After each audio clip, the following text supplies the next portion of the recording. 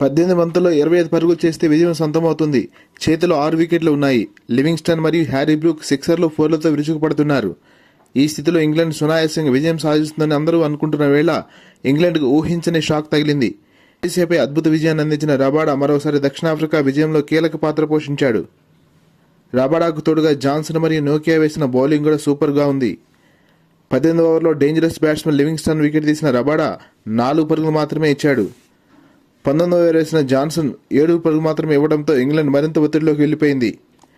చివరి ఓవర్లో 14 పరుగులు కావాల్సి ఉండగా 20 ఓవర్ వేసిన నోకియా తొలి బంతికి ప్రమాదకర బ్రూక్ వికెట్ తీసి 6 పరుగులు ఇవ్వడంతో సఫారీ జట్టుకు అద్భుత విజయం సొంతమైంది. మొదట బ్యాటింగ్ చేసిన సౌత్ ఆఫ్రికా ఓపెనర్ డీకాక్ మరోసారి రెచ్చిపోయి ఆడాడు. 38 బంతుల్లో 65 పరుగులు చేసి ఇంగ్లాండ్ బౌలింగ్ ఆర్డర్ను దెబ్బతీశాడు.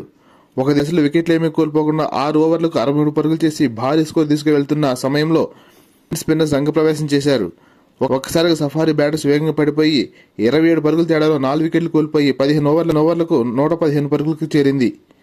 చివరిలో డేవిడ్ మిల్లర్ చెలరేగి ఆడటంతో సఫారీ జట్టు మెరుగైన స్కోర్ను సాధించింది. ఇంగ్లాండ్ బ్యాటింగ్ మునుగుతూ తేలుతున్న పడవలా కొనసాగింది. విండీస్పై అదరగొట్టిన సాల్ట్ త్వరగా వెనుదిరగటం, టాప్ ఆటంతా విఫలమవడం, భారమంతా మిడిల్ ఆర్డర్పై పడింది.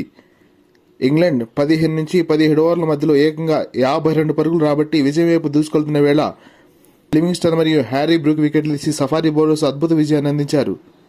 ఈ విజయంతో సౌత్ ఆఫ్రికా దాదాపు సెమీస్కు చేరినట్లే.